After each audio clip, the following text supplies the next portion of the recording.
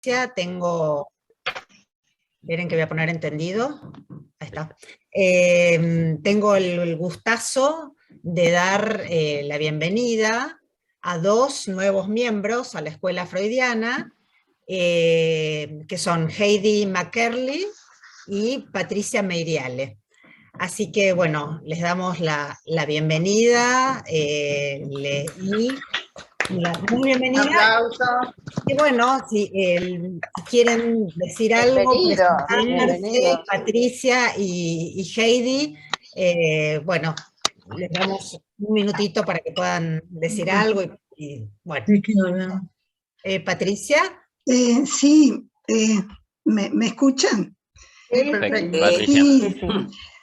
Bueno, en principio comentarles que estoy muy contenta con este movimiento que he podido hacer. Estoy muy agradecida a Mariana Davidovich, con quien tuve dos excelentes entrevistas, al cártel de entrada y permanencia, y también a mi querida escuela, porque yo hace muchos años que vengo transitando por la escuela haciendo seminarios, así que esto es como, bueno, un objetivo largamente anhelado y bueno, lo logré y espero que podamos trabajar juntos en el futuro. Así que muchísimas gracias.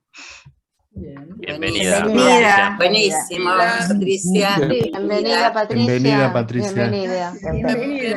Bienvenida. Y no sé si está Heidi. Sí, no estoy viendo la pantalla. Ahí está.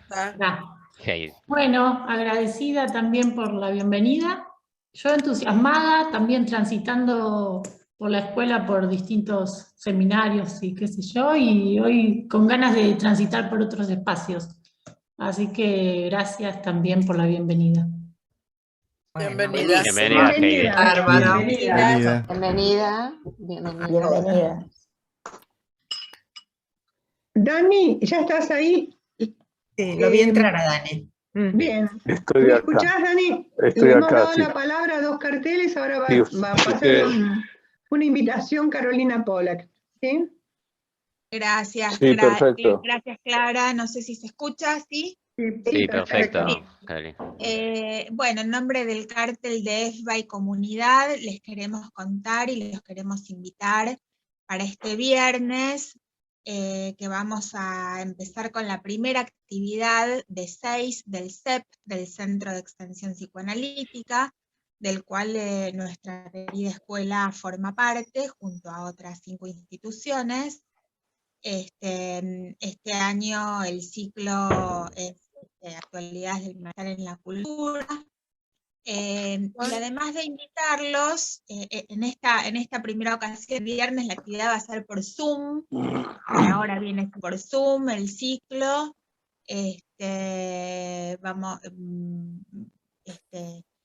además de invitarlos a ustedes, quisiéramos que ustedes, los miembros, se conviertan en invitadores del CEP, porque el CEP está dirigido especialmente a la comunidad en general, no necesariamente a la comunidad psicoanalítica. Así que nos parece que este tema, en este primer encuentro vamos a tratar los efectos de la globalización en la subjetividad, va a venir un sociólogo, una psicoanalista, entonces los invitamos con todo gusto, pero nos gustaría que sean invitadores de esta actividad. Que va a ser una mensual hasta octubre. Muchas gracias, Carolina. Nos sentimos invitados y vamos a ser invitadores. Gracias. Bueno, ahora le vamos a dar lugar a nuestra tarea del primer martes de cada mes, dedicado al seminario de escuela. Hoy tenemos un invitado, conocido y querido amigo miembro de esta escuela, desde el año 86, ¿no, Dani? Charlábamos el otro día. Hace años que venimos haciendo escuela. Sí, 86. El 86. Dani fue varias veces presidente de la escuela, 2, y una vez vicepresidente, o sea, muy comprometido con la gestión de la dirección de la escuela. Tiene innumerables, muchísimas publicaciones en el país, en el extranjero, y varios libros. Yo solamente, la lista es larga, voy a mencionar uno que a mí particularmente me interesó sobremanera por el tema de hoy, que se llama Erradamente la pulsión. Algún otro que puedo nombrar es Inconsciente, límite y metáfora. Y el último, recientemente publicado, que es recientemente publicado, conjuntamente con otra querida amiga y miembro de la escuela, Fernanda Restivo, Silvana Tagliaferro y la colaboración de René Leu. Y este último libro se llama Impredicatividad del enlace entre los goces, entre paréntesis, del sujeto del inconsciente. Nuestro querido amigo Dani Paola hoy va a tomar la palabra en el seminario. Le Symptômes es nuestro tema. Sí. Así que gracias por haber aceptado la invitación y te escuchamos, Dani. Bueno, ¿se me escucha bien? ¿Sí? Sí. Sí. Perfecto, bueno.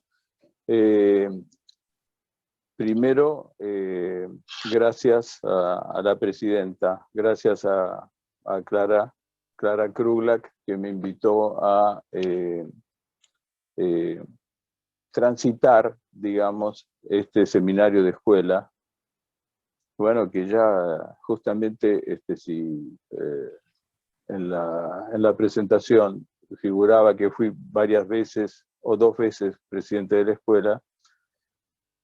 Quiere decir que esto lo inauguramos justamente en la comisión directiva donde Clara era vicepresidenta y configuramos lo que denominamos el seminario de escuela, que todavía nos propone un debate y una interrogación, ¿no? Es decir, en aquel momento planteábamos el seminario de escuela como un lugar de debate. Y creo que el debate sigue, porque más allá de que alguien pueda hablar en público, el debate se produce, ¿no es cierto? Con respecto a lo que dice cada quien. Bueno, en este caso, Clara, tuvimos una conversación y, bueno, una cuestión me quedó a mí, que ¿por qué no tomar el tema de pulsión y el síntoma? Entonces, me parece que es una tarea específica y por lo tanto no voy a hablar de la teoría, porque ya la descubrimos con la estructura, ¿no es cierto? No podemos hablar sin error, con lo cual, evidentemente, el error va a ser lo que no voy a decir. Seguramente los demás van a poder aportar algo sobre la pulsión y el síntoma. Yo elegí 2 frases para nuestro debate. La primera aparece en la clase del 18 de noviembre del 75, en la sesión, como me gusta a mí decir, escuchando a otros en Francia que llaman sesión ¿no? Para no decir clase, para no decir exposición, para no decir conferencia, ¿no? Llaman sesión, que me parece una muy buena idea llamar sesión. Sesión porque efectivamente nosotros lo hemos desmenuzado, ¿no? Hemos, creo que, hecho un cuerpo morcelado de la obra de Lacan, y es lo que estamos haciendo, ¿no? Es decir, estamos tratando de encontrar los vericuetos por donde Lacan bueno, tuvo que seguir adelante porque no podía con todo, porque efectivamente la estructura implica ese no todo que ustedes saben, como también lo sé yo.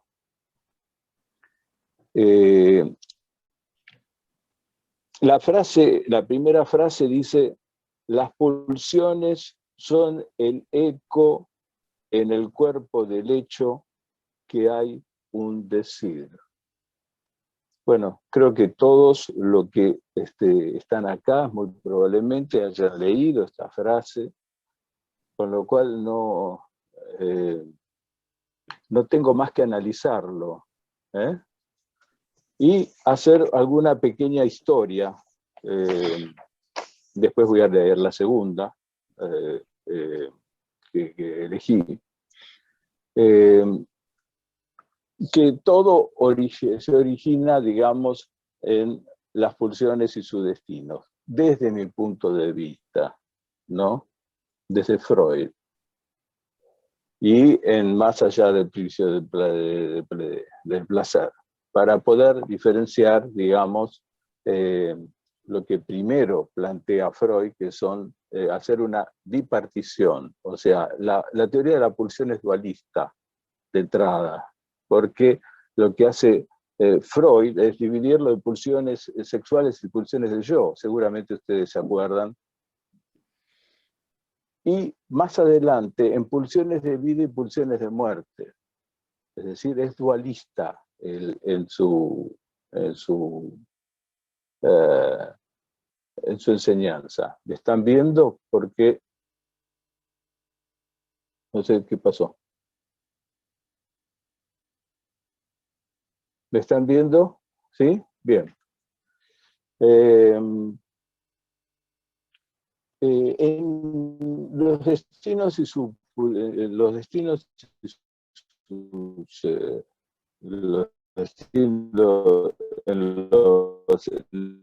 pulsiones y sus destinos, lo que hace Freud es marcar 4 ítems, digamos, 4 circunstancias para definir la pulsión. Se define, digamos, en destino, es decir, algo que va irremediablemente a lo que después podríamos decir la repetición, pero va irremediablemente a un destino, que es la repetición, ¿no? Irremediablemente hay un destino que nos lleva a una repetición. Y eso es la pulsión. Es decir, lo que nos lleva a la repetición. Y como de entrada ya de la matemática, porque todavía no había pensado que podía matematizar, porque no estaba todavía, digamos, en orden de la matemática y de esa elemento que se puede llegar a confluir en matema y fonema, es decir, un elemento X, como no había llegado a ese lugar Freud, y solamente lo plantea con una genialidad, desde mi punto de vista, que lo llama que la pulsión tiene una primer destino, que es la transformación en su contrario.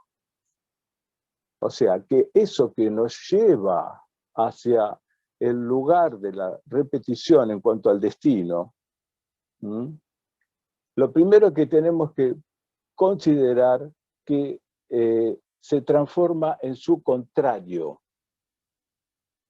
Yo lo que hice en el libro que evocaba Clara, en Pulsiones y su destino, tomé el esquema de Freud, donde establece la línea imaginaria entre moi y otro, y entonces agregué que de moi a otro, que forman en última instancia ese imaginario, implica el yo, el moi y el otro, es una dualidad ya como incluso Freud compone el yo, esto es leído por Lacan, ese yo, ese moi y el otro, de moi a otro puse mirar, para respetar los tres tiempos, porque lo primero que hay es una transformación en lo contrario, con lo cual, si yo digo mirar, inmediatamente del otro, si yo digo mirar del moi al otro, del otro al moi, retorna como mirarse.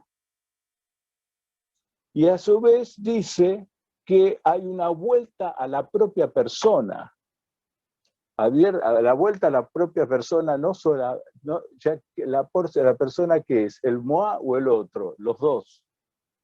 La vuelta a la propia persona está dada en el moi y vuelve al otro mirarse como ser mirado. ¿Mm? Es decir, esto es un esquema que ya implica una articulación, un orden. No se puede pensar de otra manera la pulsión que como estructura. Tal cual Clara se refiere abiertamente en su libro cuando habla de de dónde proviene, por qué es estructuralista, ¿no es cierto? Lacan, ¿no? No tanto como nos explica ella del lado de lo que se resumía en un conjunto, tal cual lo hacía la antropología, sino tratando de ir más allá del conjunto. Tiene que ir más allá del conjunto. Bueno, lo interesante es que lo que a mí me llevó a poner en aquel momento erradamente la pulsión es porque Lacan dice en el seminario del fantasma que erradamente se considera la pulsión como sádica.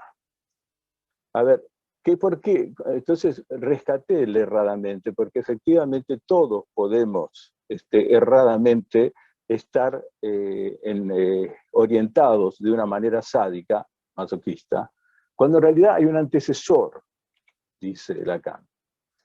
Antes de la pulsión sádico-masoquista, tiene que existir la escópica, es decir, la escoptofílica, voyerista, exhibicionista. Es decir, tiene que haber por lo menos dos, es decir, desde Freud, la teoría de la pulsión está referida a un dos.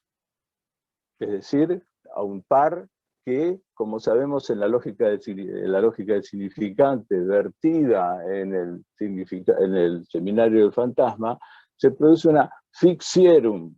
Una fixierum quiere decir una fijación del mirar, o sea, de lo escópico y de lo sádico-masoquista. Con lo cual, en total hacen un 4, porque es sádico-masoquista, que es lo que se puede llegar a aparecer, lo que puede aparecer, o escópico exhibicionista. ¿Eso qué quiere decir? Que siempre cuando armamos una escena, eso quiere decir cuando hay una escena, es decir, hay un S1, hay algo que no vemos.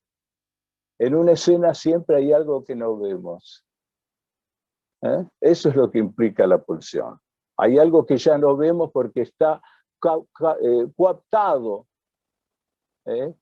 impedido por la aparición del nervio óptico en la retina. Es decir, en ese punto exacto de límite entre lo somático y lo psíquico es donde Freud construye la pulsión y donde Lacan apoya su gestión para la elaboración del fantasma, para decir que hay una ficción, una fijación. Una fijación, eso es un sentido. Hay una fijación que nos hace tener o estar en relación a un fantasma.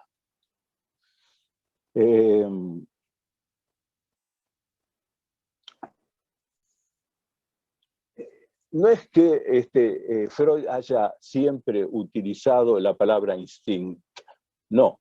También empieza a establecer la pulsión de Triev. Dice Triev muchas veces. Lo que sucede es que hemos directamente asociado, directamente llevamos a la pulsión Triev, porque representa algo significativo que también aparece en la pulsión y sus destinos, es que es el lugar donde se extrae, el ser humano, el ser hablante, extrae el estímulo. Es decir, el ser hablante extrae el estímulo como para que justamente a partir de ahí se origine ese movimiento que nos lleva a esa repetición significante que es nuestro destino, o sea, el significante. Tiene que haber una extracción. Es decir, ¿qué quiere decir extracción? Que bueno, que el venado cuando escucha un ruido corre. El tigre cuando ve un peligro ataca. Es completamente distinto, pero es el estilo. Y es el estímulo. El estilo. Es decir, ahí está puesto el estilo. Ahí nace el estilo, en la pulsión. Es decir, en la pulsión cuando se considera dualista.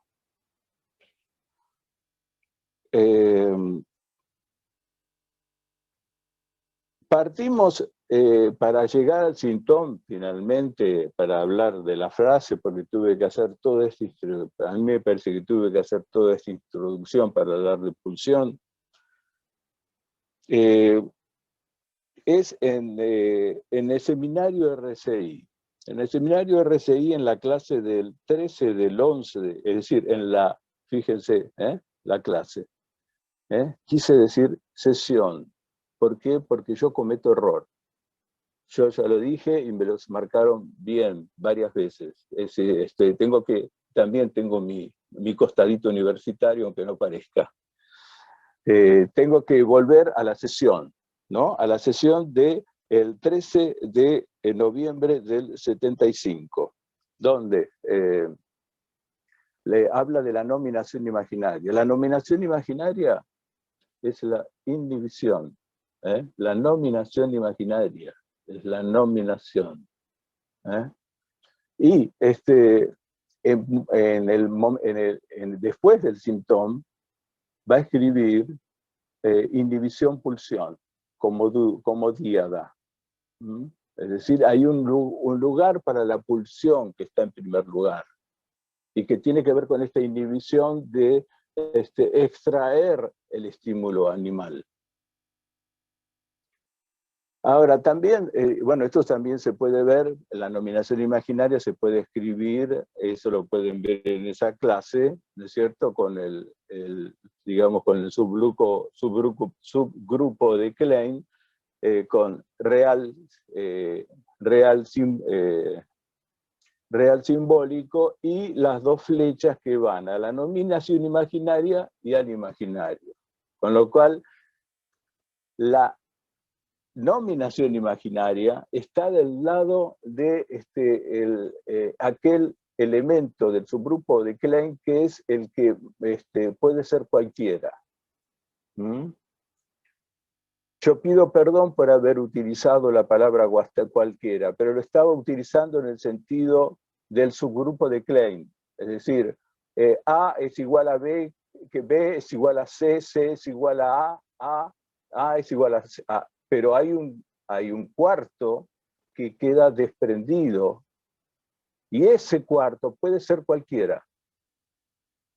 En ese lugar cualquiera es donde Lacan utiliza la nominación. La nominación que nos tiene muy preocupados. Es decir, hay un punto de retroceso a la nominación como cualquiera.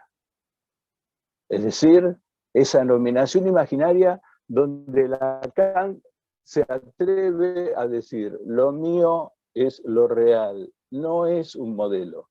Ahora, no es que la cuestión del modelo es algo superfluo, se podría decir.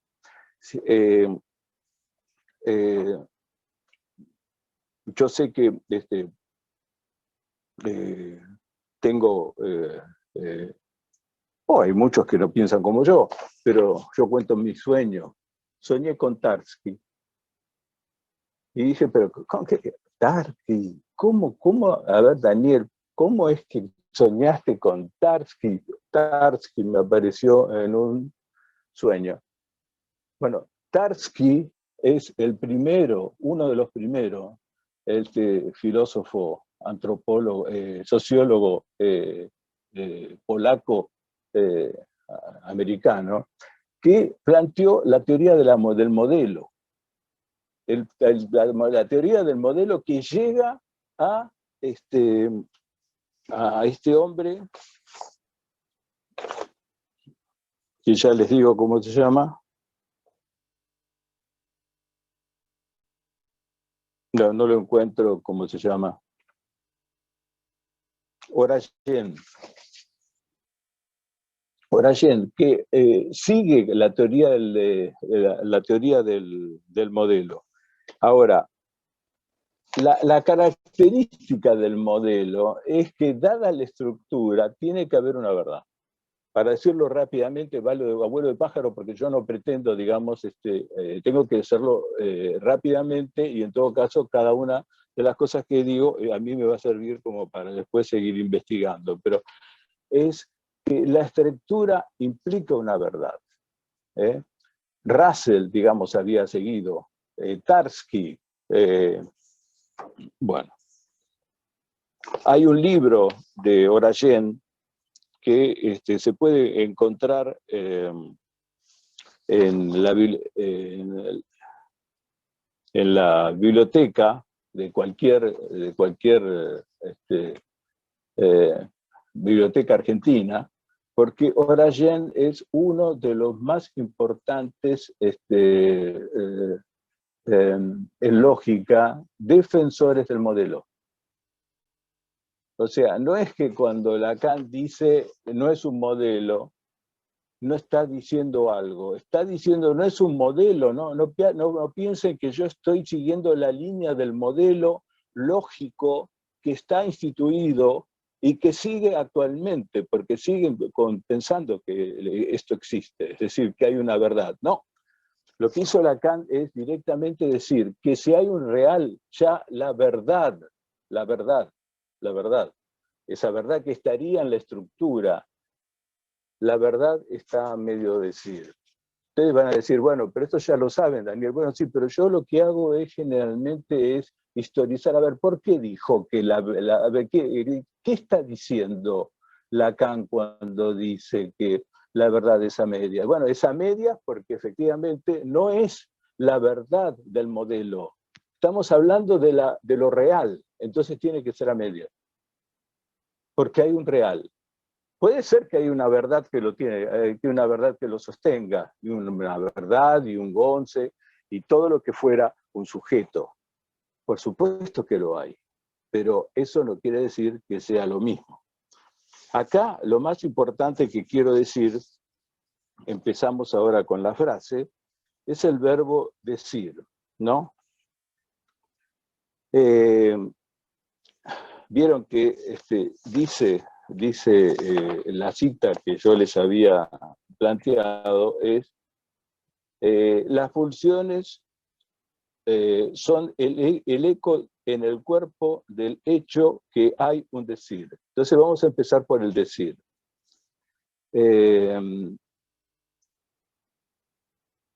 La primera forma que Lacan tiene de decir para destituir el decir, y plantea en la proposición del 9 de octubre y en otros lugares también, el desser. O sea que el decir tiene que implicar el desser. Desser quiere decir que tiene que haber una caída de la suposición de saber. Ahora, no es que la caída de la suposición del saber concluye. No concluye más que en la desuposición, pero ¿qué hacemos ahora una vez que tenemos que la nominación tiene como un rol de cuarto, como cuarto elemento en el subgrupo de Klein, y entonces podría llegar a ser cualquiera, y que además la nominación está en relación al desser? ¿Qué quiere decir? Que uno ya no usa más el verbo ser, que uno dice que uno es político, entonces directamente hace como los políticos que todo el tiempo están diciendo, esto no es a mí, no tiene nada que ver conmigo. Es decir, el político subsiste porque todo lo que se le dice a él no lo cree, porque en realidad no le están diciendo, no se lo están diciendo a él. Bueno, la transferencia es todo lo contrario. Es decir, que hay un punto de referencia. No puede evadir un punto de referencia en el desser. Es decir, ¿qué quiere decir el desser? En los nombres del Padre, el verbo estaba puesto en errare, ¿no?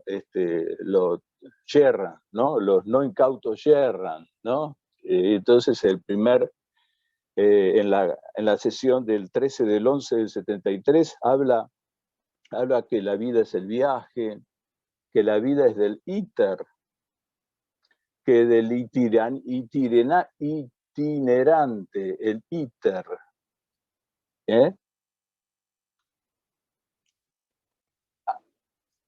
Algo así como, si yo digo el verbo de iter es iterare. Iterare quiere decir viajar, ¿no? Iterare. Iterare, hay directamente una raíz etimológica del iterare que lo asocia o lo hace acompañar al errare. Iterare, errare. Con lo cual el verbo, en relación al decir, está en función de un error. Es decir, cuando decimos hay error, es decir, que el error de la estructura nos plantea que hay una lógica que hace del error a través de la lingüisteria, es decir, hasta nuestra, es decir, tenemos que sentirnos involucrados en esta lingüisteria que hace que nosotros manejemos una lingüística que va más allá de la lingüística, y entonces podamos decir que efectivamente del errare pasamos al error. Es decir, que hay un decir, error. Si yo digo que hay un decir, hay un error. Freud se pasó 20 años escribiendo en las sucesivas ediciones de la psicopatología de la vida cotidiana sobre los errores. Los últimos son 17 errores, de los cuales el 10 y el 11 los escribió en 1920, el primero en 1900. O sea, se pasó 20 años tratando de decir que hay un error de inicio, y él no era estructuralista. Y él no llega a decir que efectivamente estaba obviamente adelantado a su época y estaba describiendo el estructuralismo sin jamás haberlo pensado como estructura. Pero él pensaba en estructura, y sí que pensaba en estructura. Si él dice que uno de los destinos de la pulsión es la vuelta sobre transformación en lo contrario, la vuelta sobre sí mismo, está diciendo que hay hay un movimiento, que hay una articulación. No se puede hablar de pulsión sin articulación.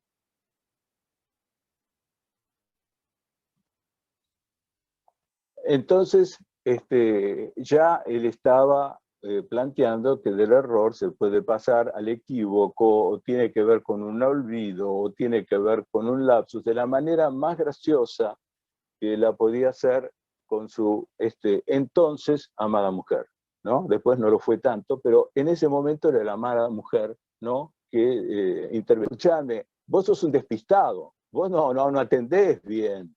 No es que hay inconsciente, vos entendés todo mal, le decía a Freud. Entonces Freud, sin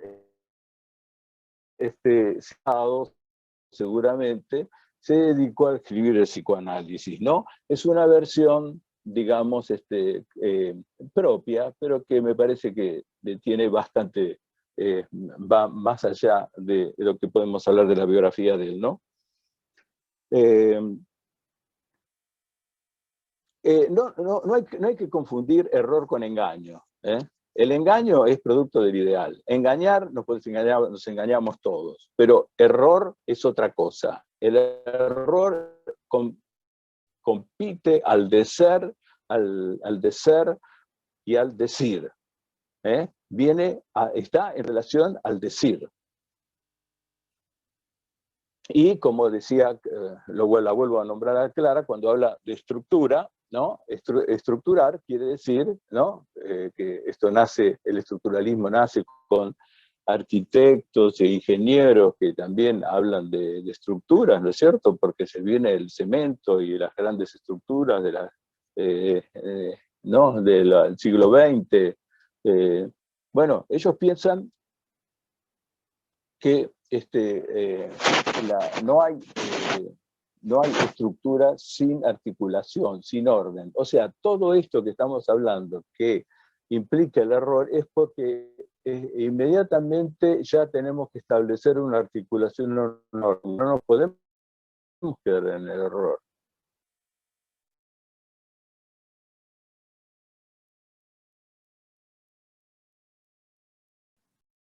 Dani, ¿alcanzás a escucharme? Te congelaste.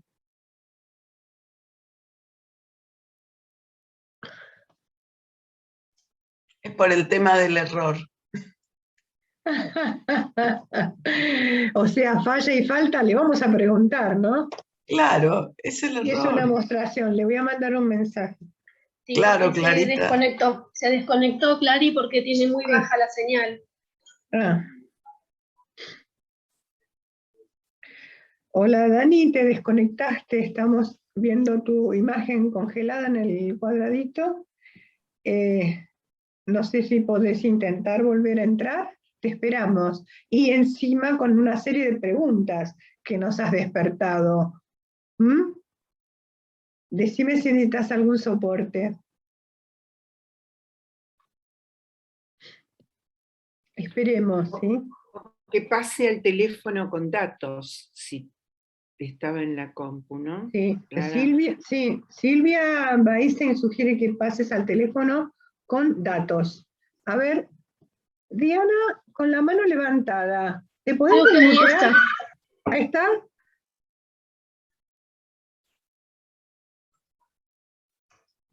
Ahí lo veo en la sala, pero está muteado. A ver, esperemos. ¿Ahora se me escucha? Ahí se te escucha, Dani. Sí, Dani. Bueno, pero no se me ve. No. ¿Se me ve? Sí, se te ve, Dani. Se ve. Bueno, espero terminar rápido, así, porque recién empiezo. Tranquilo, hay tiempo. Tranquilo. A ver, A ver, lo que estaba tratando de decir es que esta pulsión nos induce a pensar que hay un número transfinito de Cantor, ¿no? Es el número 2. No es que Cantor surgió de cualquier lado. Es decir, efectivamente es un desarrollo matemático y también es un desarrollo donde evidentemente pasamos de un error, que es un 0, a una articulación pulsional. Ahora, el tema es el siguiente: el discurso cesa de no escribirse. El discurso cesa de no escribirse. Es decir, esto es algo que quiero plantear, como diciendo que no hay un discurso eterno y no hay un discurso que no tenga, digamos, que no cesa que el discurso que cesa de escribirse quiere decir que el decir tiene un fin. Es decir, que lo que yo estoy diciendo, hay un punto que tiene como una conclusión, hay un decir, hay algo que directamente se agota. Lacan habló de forclusión del decir. Habló en la clase 8 en la sesión del 8 pido disculpas porque soy de nuevo universitario, en la sesión del 8 de diciembre del 71, Lacan habla de forclusión del decir. Es decir, no hay decir, sino forcluido, es decir, que hay un punto donde el decir se forcluye. ¿Por qué? Porque cesa la fórmula que nosotros conocemos, el de la castración, es que cesa,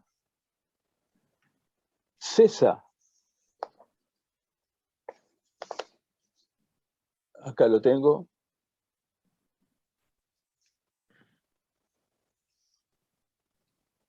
cesa de,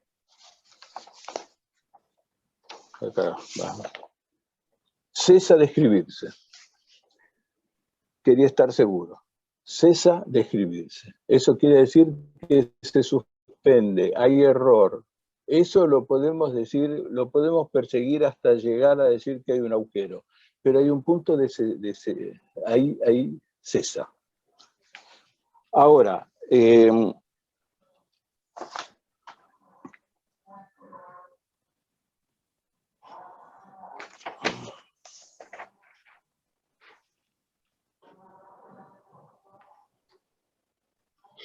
bueno, ¿qué quiere decir que algo cesa de escribirse?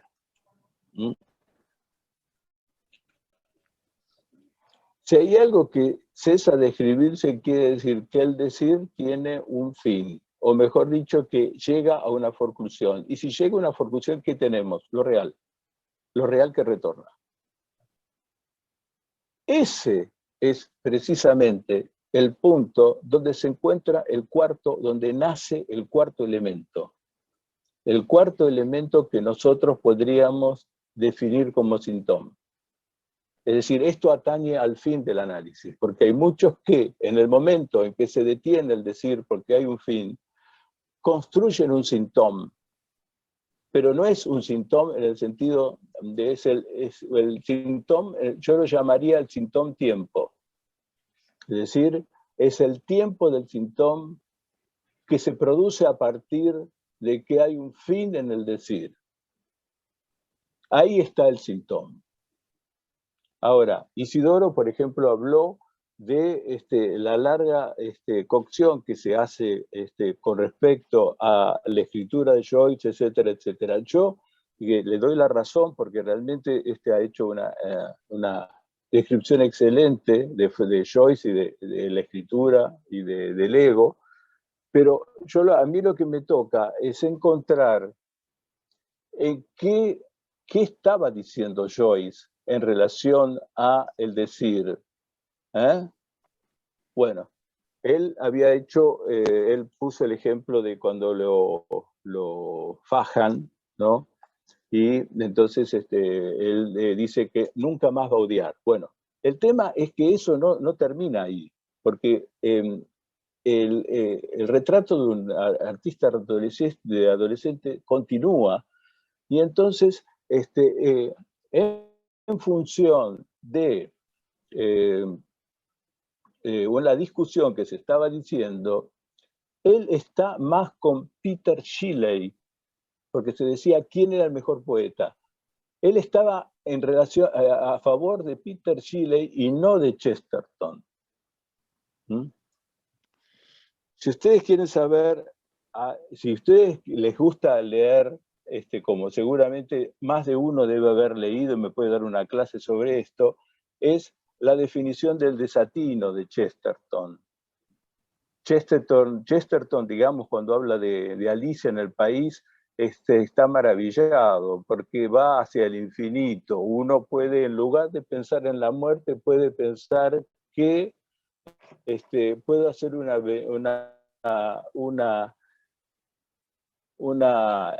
él dice algo así como un esplendor de la creencia, incluso del héroe, como aparece en Alicia, o puede directamente crearse un mito. Eso es lo que dice Chesterton. Es decir, que infinitiza el punto donde, en el lugar donde se termina el decir, cuando concluye el decir, ahí Chesterton utiliza, digamos, una salida, digamos, como para poder seguir diciendo. A eso se opone Joyce. Si Joyce se opone a eso, es porque en la poesía de Percy Shelley, que la traje, dice una cosa muy interesante. Dice, la mente en creación es un carbón que se extingue al cual alguna influencia invisible, como un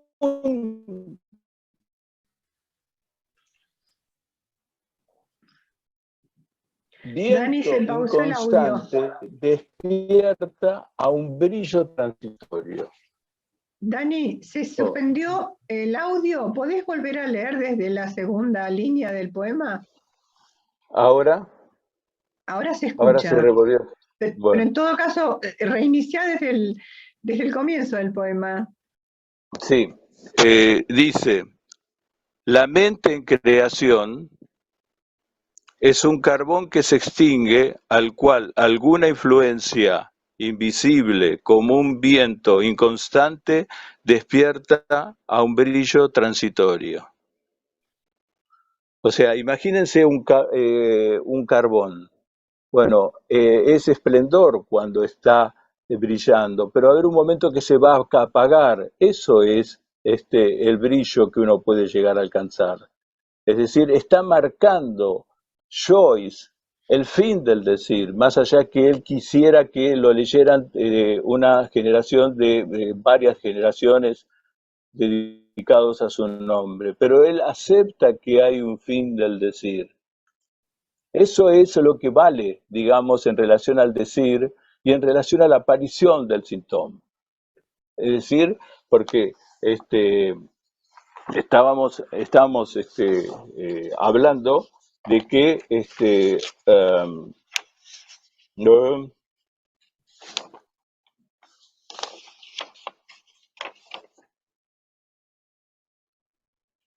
la insistencia dice, las pulsiones son el eco en el cuerpo del hecho que hay un decir. Bueno, las pulsiones ya me expliqué bastante por qué tienen que ser las pulsiones, no la pulsión, ¿no? Las pulsiones.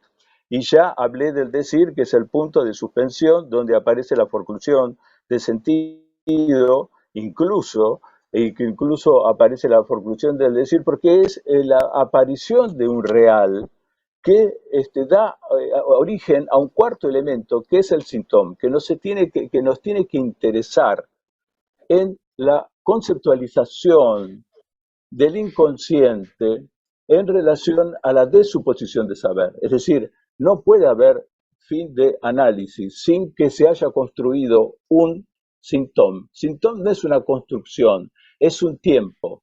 Es un tiempo donde la letra tiene muchas acepciones, es decir, la letra puede tener muchas, crear muchos síntomas, es decir, no tiene que haber más de uno. Incluso eso se lo escuché decir a Benjamín, es decir, por supuesto que estoy de acuerdo, no tiene que haber más, no tiene que haber uno, tiene que haber más de uno, porque se puede hasta renovar, con lo cual hay muchos que pueden renovar su síntoma y entonces termina el análisis y ya está. Ahora, lo que sucede es que si nosotros vamos un poquito más y decimos qué es el eco, de qué está hablando Lacan cuando dice eco, ¿no? Eco, ¿no? En el cuerpo. Bueno, cuando esté hablando del eco, a mí directamente me hace retroceder a el saber del analista. El eco es lo que va hacia la pared, hacia el muro. ¿Se acuerdan cuánto jodió que hinchaba con el muro? Que entonces, ¿qué tiene que ver el muro? Bueno, el muro era que rebotaba la verdad y retornaba como saber. Pero después del muro, él fue Ancor, fue al cuerpo, y después fue al discurso y después fue a la topología. Con lo cual ese muro se transformó en una topología. Con lo cual, cuando uno dice el eco, es como decir y saber son diferentes. Eso es lo que produce la pulsión, que hay diferencia entre decir y saber. Es decir, si hay una pulsión funcionante.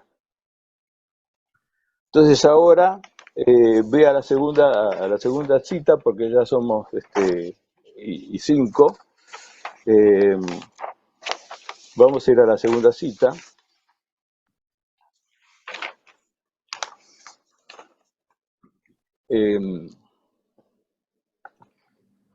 Dice, la pulsión de muerte es lo real, en tanto que no puede ser pensado más que como imposible. Es decir, que cada vez que muestra la punta de su nariz es impensable.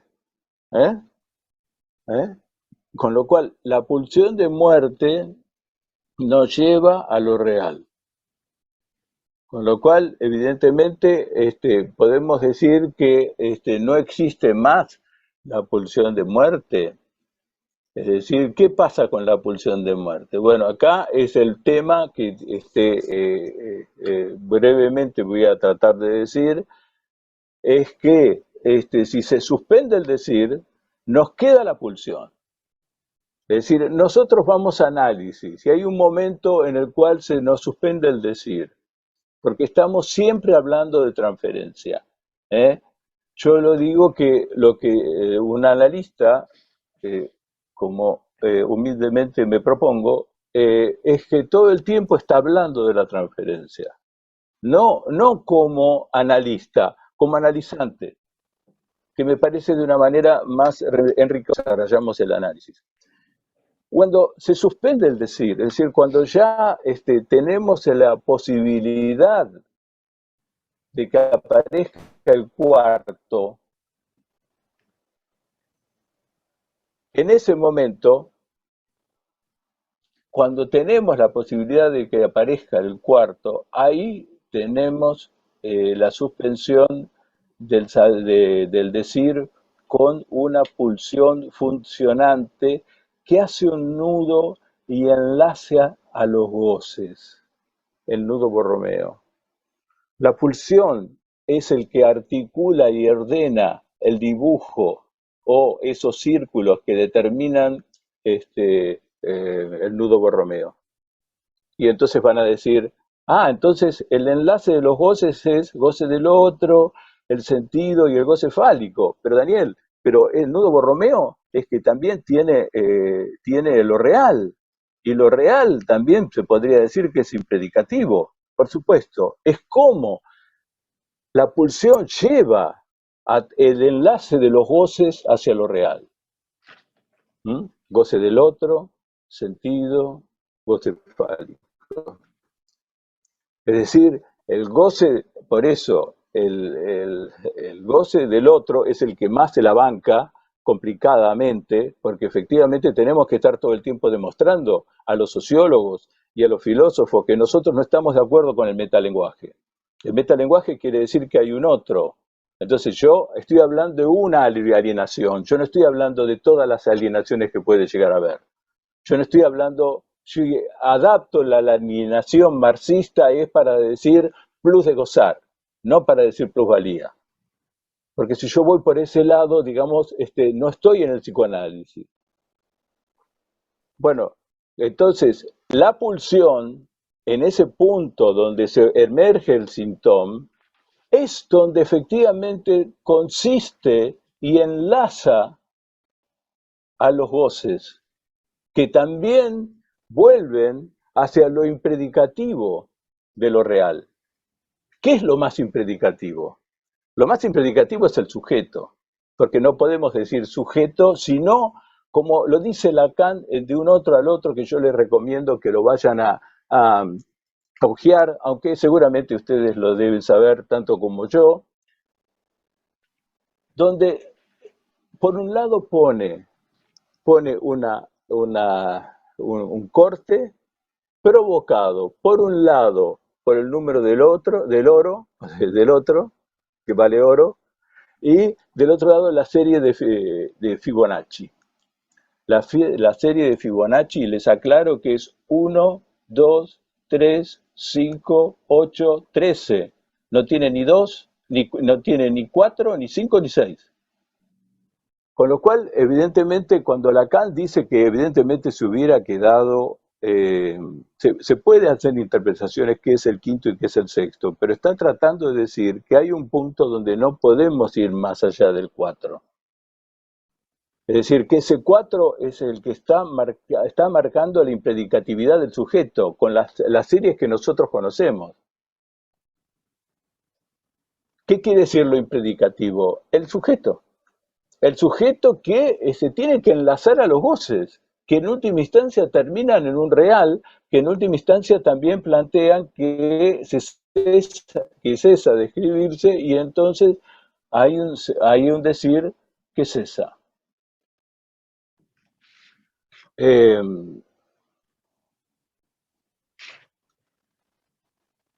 Bueno.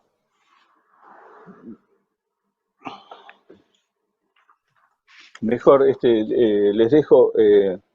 les dejo a ustedes la palabra para ver qué es lo que les parece esto.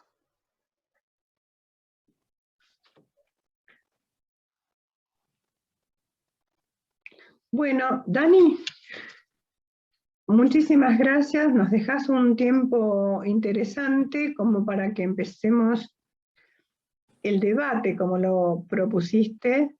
Ya tenemos varias manos levantadas, así es que en primer lugar le voy a dar la palabra a Diana Rodríguez, que en medio de tu disertación levantó la manito y después la sacó, pero yo la anoté. Después está Miriam Biseglia, Adriana Bauab, Silvia Weisen, Alejandra Rodrigo, Bea Bernard, Juan Pablo Capdeville.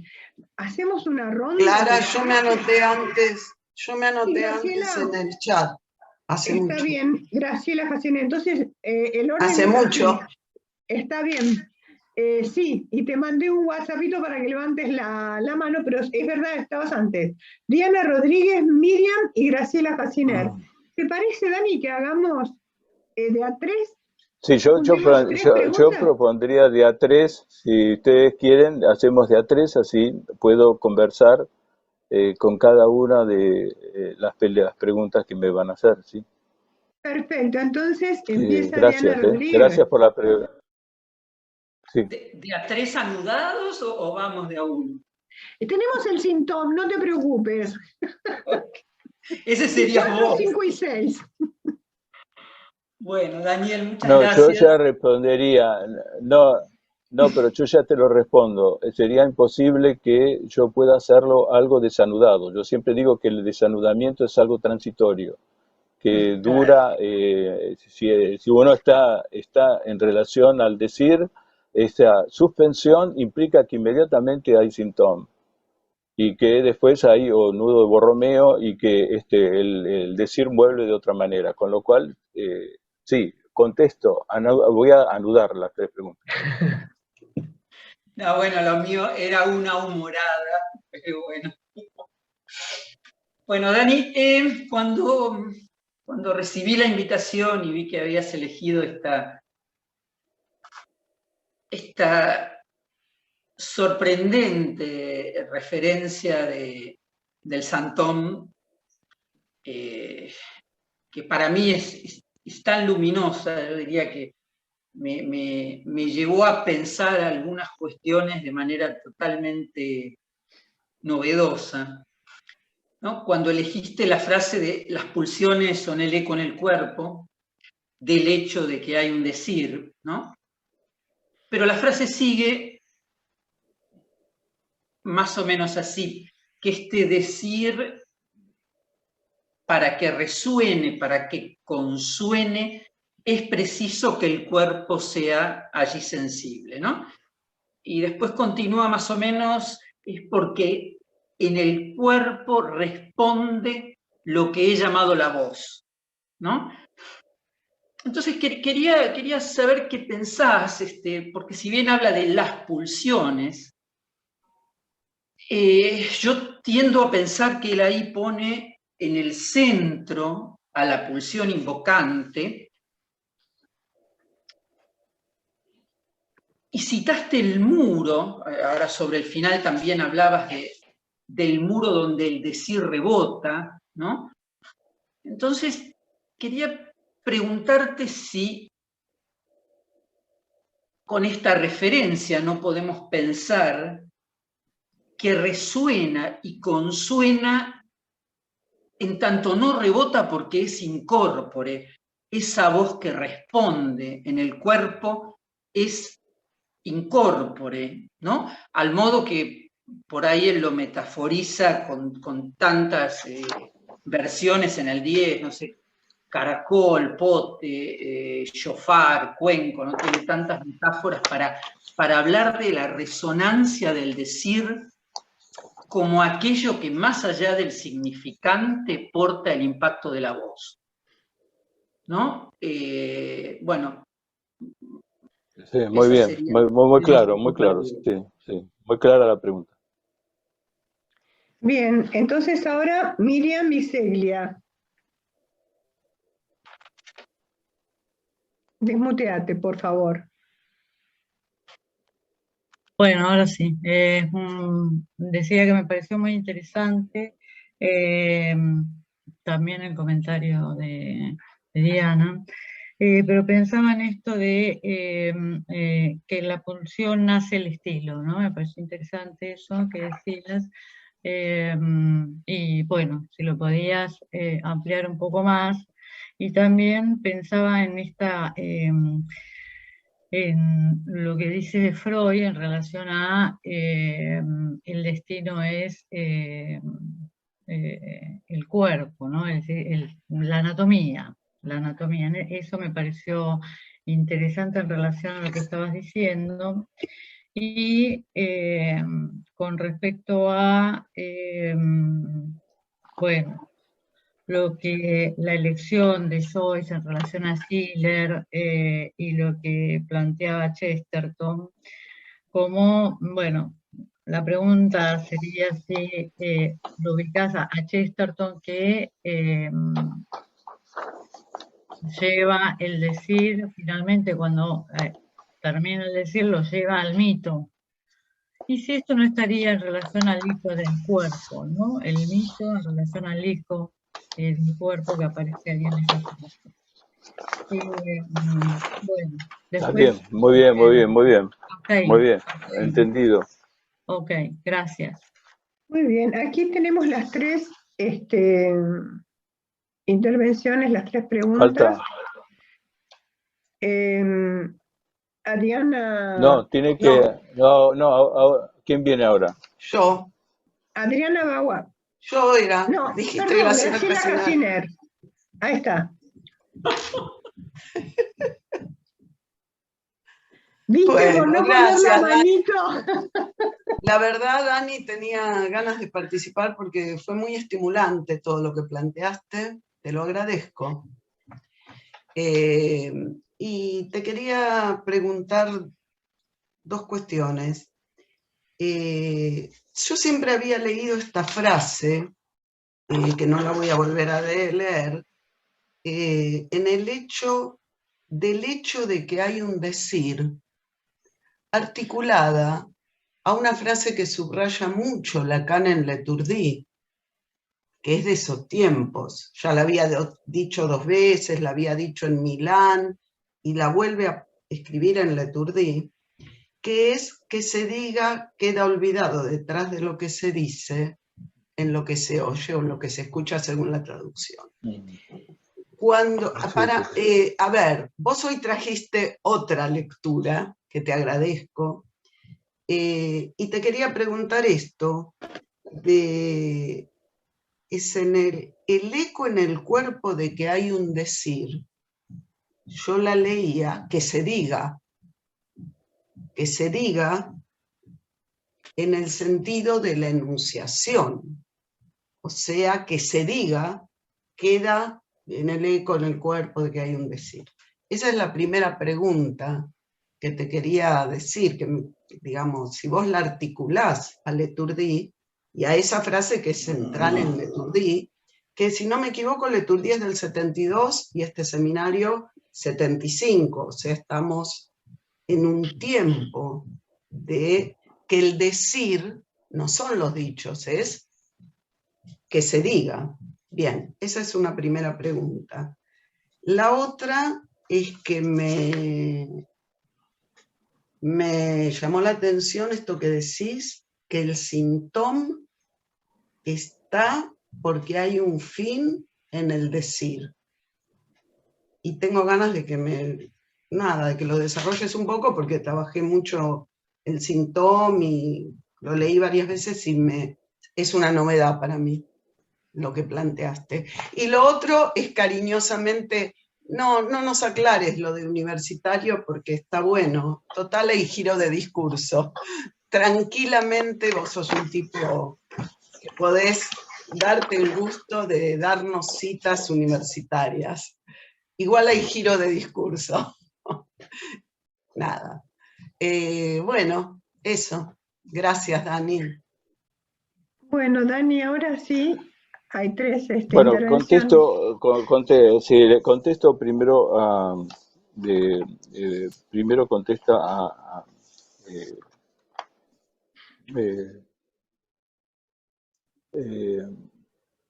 sobre la extensión de la frase, ¿no? Es así, ¿no? Leíste la extensión de la clase, ¿no es cierto? Sí. ¿Eh? Leí lo que recuerdo de la extensión, sí, cuando él... Sí, bueno, yo en ese punto, yo me aboqué, digamos, en un escrito de Jacobson que se habla, dice 6 conferencias sobre el sonido y sentido. Que lo que hice fue, en algún momento que tuve libre, fui a leerlo, ¿no? Porque, ¿por qué? A ver, ¿qué quiere decir el sonido y el sentido? Porque está diciendo que está retumbando, ¿no es cierto?, en una voz. Bueno, lo que dice Jacobson es que efectivamente hay uno podría decir, hay una articulación entre sonido y sentido. Pero en algún lugar también dice que hay una desarticulación entre sonido y sentido, que es la que nunca se desarrolló. Nunca se desarrolló la desarticulación entre sonido y sentido. Con lo cual, evidentemente, nos queda un poquito grande, digamos. Pero hay una desarticulación entre sonido y sentido del cual estamos bastante privados nosotros en la voz de poder realizarla. Es decir, que cuando hablamos de pulsión de pulsión invocante, tenemos que pensar que hay una disociación entre sonido y sentido. Es decir, que una cosa es lo que creo que no es solamente creo que estoy diciendo, sino también de qué manera retumba en el otro. Es decir, en el otro cuerpo.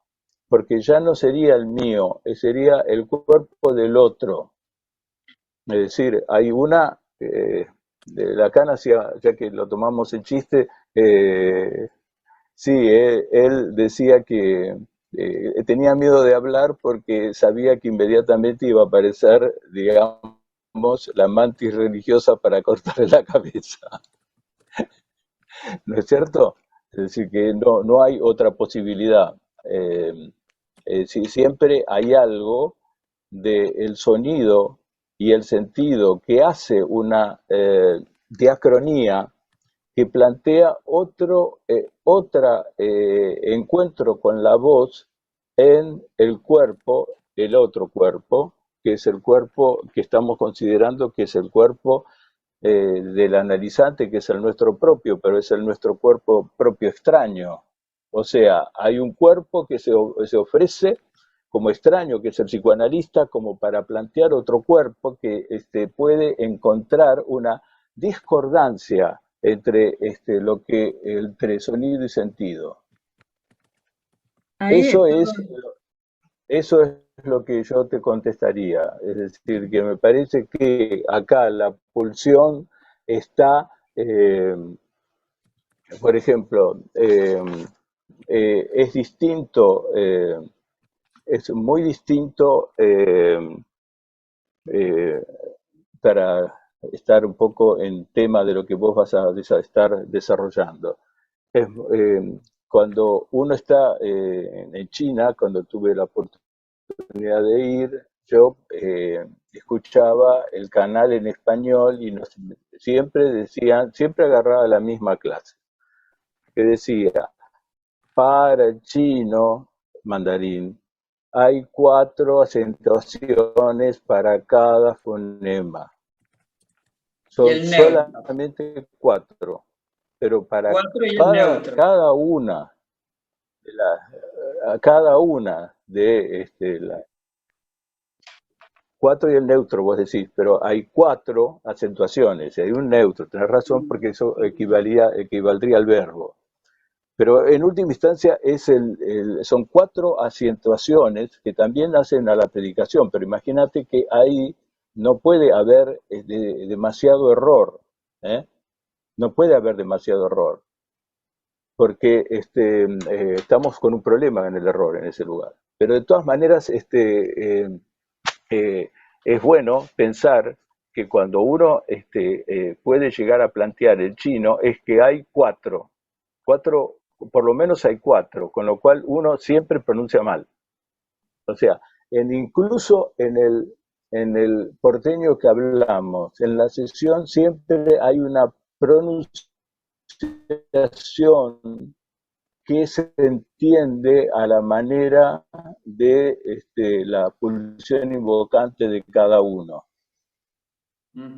Entonces eso implica, digamos, una consideración importante respecto de lo que espera uno de lo que el otro escucha cuando uno habla. ¿Sí? ¿No? Es decir, esto es lo que a mí me suena, y lo que estoy totalmente de acuerdo con vos, es que esto tiene que ver con la pulsión invocante, pero no quería extenderme por ese lugar y te agradezco la pregunta. Voy a contestar la segunda. ¿Me harías el favor de recordármela? Miriam. Sí, la cuestión de, vuelvo a esto que estabas diciendo, el sonido vendría a estar como un valor, tendría el valor significante en ese sentido, ¿no? Como que remite, puede remitir a otra cosa en relación al sentido. Bueno, eso por un lado. Y la pregunta Sí, pero era... pero habías dicho algo pero Sí. No. Sí, voy a lo que te Sí. preguntaba. Que era esto que habías dicho, que en la pulsión nace el estilo, que me pareció interesante, pero bueno, quería ver si lo podías ampliar un Sí, está poco. bien, ya está, sí, ya está. A Y ver, el tema de lo que decía sí, Freud, ¿no? Lo que decía Freud en relación del destino, lo que dice, la está anatomía. bien, lo que dice Lacan, sí, está bien. Lo que dice, lo que dice Lacan, no, es mucho, lo que dice Freud también. Yo lo que digo es que si no se concibe como dos la pulsión en el lugar del error, es decir, del punto de transformación, vuelta a lo contrario, según dice Freud, ¿no es cierto?, siendo el guardaviente de la pulsión, etcétera, etcétera. Si uno no considera que es dos, no tiene en cuenta que la letra es algebraica. Esto quiere decir que tiene un carácter de forma y al mismo tiempo tiene un carácter matemático. Matema es una mezcla de materia y letra. Entonces, si es una mezcla de matema y letra, hay que tener cuidado. Cuando uno dice que el estilo, ¿qué quiere decir que el estilo de Lacan es barroco, como lo desarrolla en el seminario 20? Yo estoy de acuerdo que es barroco, pero siempre y cuando teniendo en cuenta las curvas de las volutas y la articulación que se hace. Es decir, hay un estilo que marca la letra que implica la pulsión, que por lo menos es dos, un ensamble de dos, al menos es dos. Y con respecto a la mujer es lo siguiente, se los voy a decir en sentido después en relación al amor. El hombre, digamos, generalmente es el que más sufre la falta del decir. Es decir, hay un punto donde el decir se interrumpe. Eso es mucho más, masculino de poder decir, no sé qué decir. Eso frente a algo que uno tuvo que suspender el decir y entonces no sabe qué decir. Ahora, del lado de las mujeres, lo que sucede es que se cansan que los hombres no tengan que se les subsistir, pero son, efectivamente están añorando el decir continúe. Es decir, una mujer siempre va a encontrar cómo seguir diciendo. Pero va a haber un momento en el cual del otro lado va a haber un punto de silencio. Es decir, hay un lugar donde se silencia, con lo cual estamos en una posición bisexual, se podría decir. Como dice en Leturdit, como dice, homosexual, es decir, no hay diferencia. Para cesa de no escribirse, ahora voy a con la palabra, la gracia, cesa de escribirse es una categoría, es la canción que uno puede encontrar en Ancorp, ¿no? Que se diga es el establecimiento de la ley. Que se diga, que se diga es un imperativo y que se diga. Entonces, si yo obligo al otro a decir, más bien que no va a poner a plantear, mira, yo no tengo nada para decir. No, que se diga, quedó olvidado, porque el imperativo quedó olvidado. Detrás del dicho, en lo que se oye, quiere decir, que se oye. Yo he traducido detrás de lo que se oiga, él oye. porque efectivamente lo que produce el estallido de esta frase, que es subjuntiva en última instancia, es decir, que alude al subjuntivo, es que el decir, si no se suspende con el olvido, ¿sí?, vuelve en el dicho en lo que se oye. Hay muchos que enloquecen cuando encuentran el dicho. Por ejemplo, vamos a hacer el verbo decir, de acuerdo a la variante de la pulsión, ¿no?, entre el moi y el otro. Es decir, decirse, ser dicho. O sea, hay un punto donde hay que soportar ser dicho. Y eso puede suceder en todos los lugares institucionales. Hay que ser dicho. Es decir, yo no lo escucho. ¿Por qué? Porque hay rumores, porque hay acusaciones, porque se habla de uno y del otro. Yo no estoy excluido, como tampoco ustedes están excluidos. Es decir, cuanto más se constituye el grupo, seguramente, o la institución, más aparece el ser dicho. El asunto es que no te enloquezca, simplemente. Es decir, que hay un punto donde todavía Lacan no desarrolló el síntoma, todavía no desarrolló el síntoma, como para decir que hay una falla, como para decir que uno no tiene por qué enloquecer. Es decir, en el fin no se enloquece. Detrás de lo que se oye, detrás de lo que se oye, detrás de lo que se oye. Detrás de lo que se oye, lo único que hay que decir es que hay lo que cesa de escribirse, que es una condición de la demanda. La constitución de la demanda en relación al sujeto puede encontrar en la subversión del sujeto. Con respecto a lo universitario, no, lo que estaba diciendo era simplemente que te agradezco mucho, Graciela, pero soñé con Tarski. Ahora, ¿por qué soñé con Tarski? Porque seguramente lo debo haber leído en un estudio mío, personal, que no sé, yo no podría decir universitario, pero por algo me volvió Tarski. Es decir, que efectivamente hay un modelo que directamente plantea que el nudo Borromeo es el nudo Borromeo, ojo que uno se desata y entonces se desatan todos. ¿Y por qué? En concluir, muestra que dos anillos enlazados pueden constituir un nudo Borromeo. ¿Por qué? Y bueno, justamente porque lo real no es un modelo. Uno puede tratar de decir algo mediante la topología, pero no puedo dejar la topología de una manera invariante. El nudo Borromeo es el nudo Borromeo. El nudo Borromeo, si es real, puede ser dicho, digamos, para poder destruir, para describirlo, y algunos lo destruyen.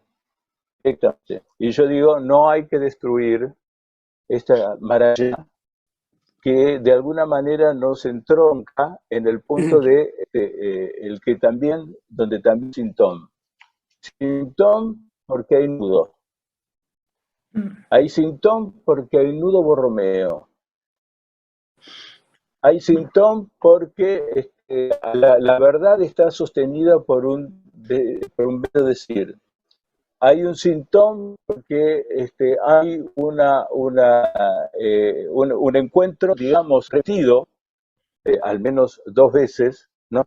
En algún lugar lo escuché a Benjamín diciendo que por lo menos 2 veces había que recorrer, y en realidad encontré otra cita donde dice que la cantidad de vueltas que se dé marca la cantidad de vueltas que es necesario dar en un análisis. No hace falta que sean 2. Pueden ser no infinitas, muchas.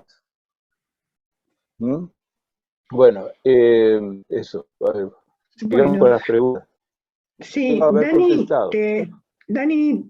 te aviso que hay muchas manos levantadas y también que tenés la cámara apagada. ¿La apagaste para tener mejor sonido?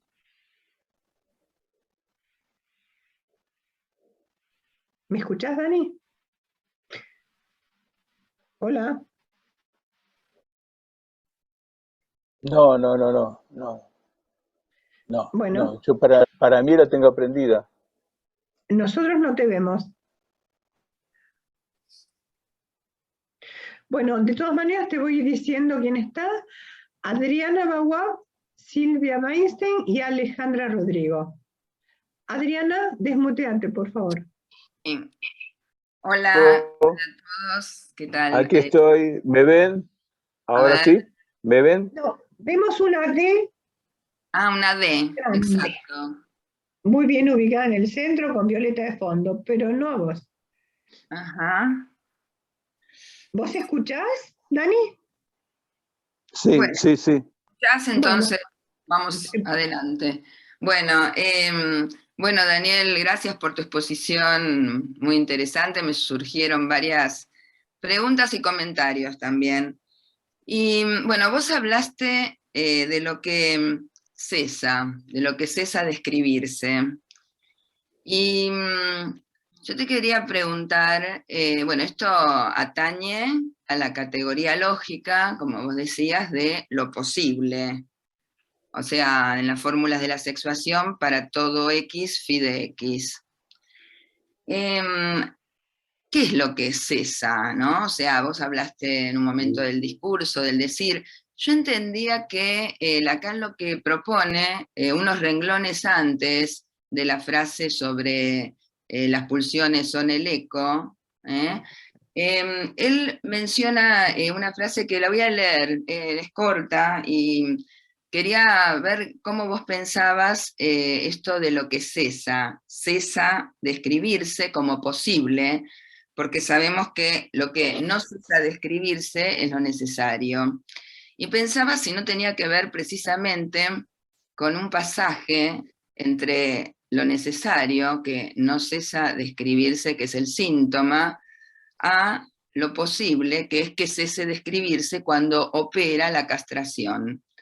El párrafo, que seguramente lo leíste, está en esa misma clase, unos párrafos antes de la frase que vos propusiste comentar, es este, habla de Eva, dice, habla del pecado, dice, es la falta, el sin, eso con lo que mi síntoma tiene la ventaja de comenzar. En inglés significa el pecado, la primera falta. De allí la necesidad de que no cese la falla, que siempre se agranda, salvo que experimente, bueno, y ahora lo que vos decías, el cese, ¿no? El cese de escribirse, de la castración como posible. Entonces yo me preguntaba si esto, donde vos ubicaste muy bien, digamos, vos dijiste del error, se pasa al equívoco, ¿no? El error tiene que ver con el decir. Si tiene que ver con, en este momento, como Lacan está pensando, que cuando opera la castración, efectivamente, cesa de escribirse algo del síntoma, y que esto atañe a cómo operamos en el análisis. Bueno, es una pregunta.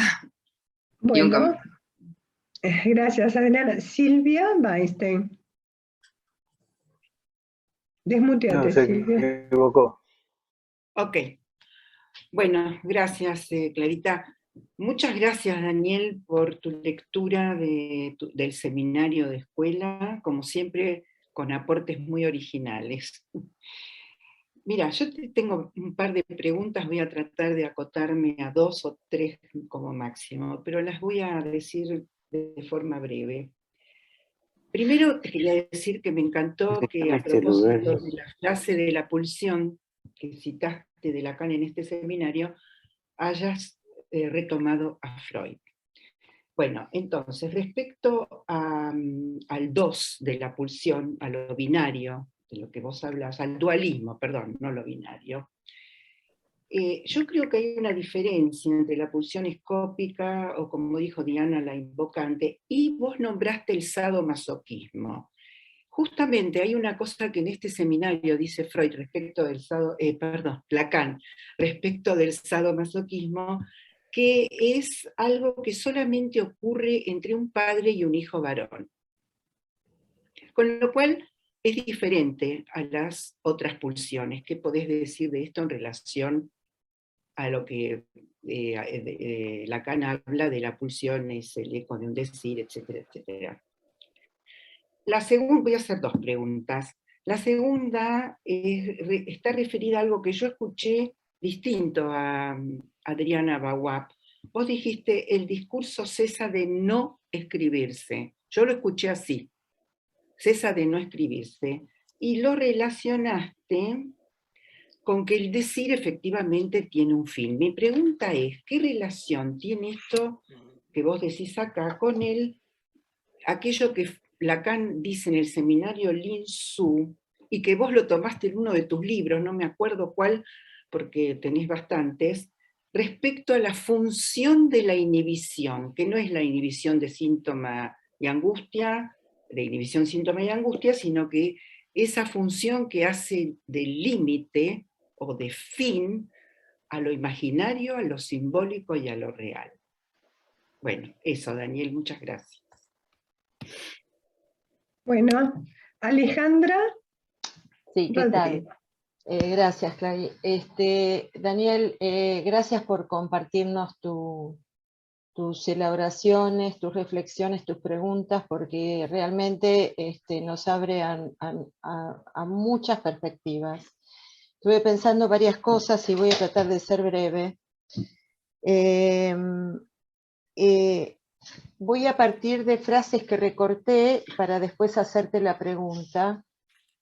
Y pensaba, ¿no?, en esto que vos dijiste de la fijación es un sentido, que me pareció realmente muy esclarecedor, de lo que te preguntaron anteriormente respecto de que nace el estilo en la pulsión, y lo último que recorté es que cuando se suspende el decir, queda la pulsión.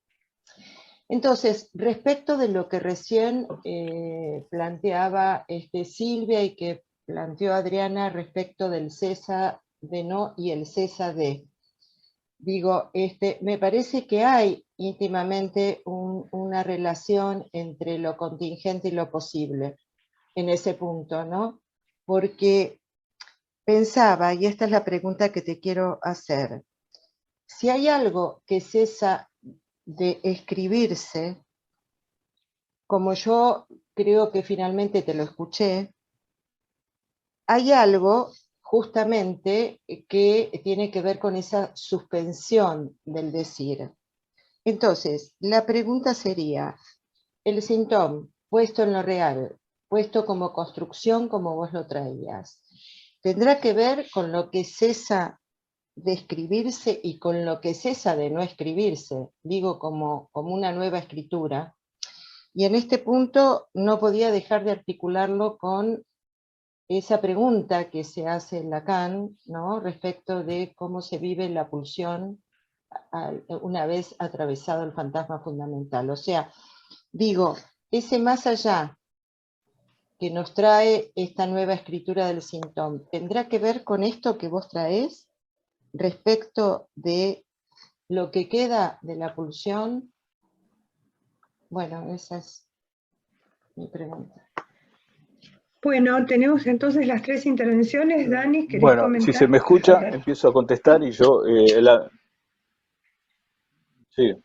Sí, lamento que se me haya suspendido el video, pero supongo que debe ser por la bajo internet. Bueno, no tengo más que seguir con a oscuras, digamos, y me viene bien para decirles que siguiendo con lo que dijo Adriana, ¿no?, que fue la primera que habló, digamos, que encontró, obviamente, cesa de escribirse en la castración. Sí. Bueno, primero una acotación. Cuando planteamos una castración, no podemos decir castración. ¿Y qué quiere decir castración? Castración es castración y significación. Castración y significación van de la mano. No hay una sin la otra. Significación, significación. Se tiene que significar la castración para que haya castración. No es que hay castración, digamos, como un hecho que podríamos decir de verdad en la estructura. Es decir, no hay nada de verdad en la estructura. Eso es lo que Lacan dice cuando inventa lo real, que es la pulsión de muerte. Ahora, cuando plantea la pulsión de muerte y dice que es lo real, esto es porque de alguna manera la pulsión vuelve, digamos, hacia la luz. Es decir, que atraviesa esa muerte que está vida, ¿cierto? En el donde un cuerpo se introduce en otro. Esto es, ojo, que esto es radiofonía y televisión, que cuando un cuerpo se introduce en otro, quiere decir el cuerpo del lenguaje entra en el cuerpo del cual tenemos una bolsa de órganos, cuando produce ese punto, es incorpóreo, podemos decir, ese incorpóreo, ya estamos diciendo que va a haber de suspensión, es decir, castración, es decir, que hay un sentido que plantea una significación que ya tiene que haber tenido un significante ya reprimido, si no, no se produce. Pero lo que he desarrollado en el seminario del año pasado, que espero poder escribirlo pronto y terminar con esto, es que hay una significación por el acto mismo de significar, dice en radiofonía y televisión. Es decir, eso es algo que nos tiene que dar en el punto de la castración como significación y que proviene de un sentido. Es decir, no sé si respondo, Adriana, a lo que me preguntaste, pero efectivamente efectivamente es el punto de la castración, el lugar que tiene que ser operado por esa sustracción del estímulo animal que nos hace ir hacia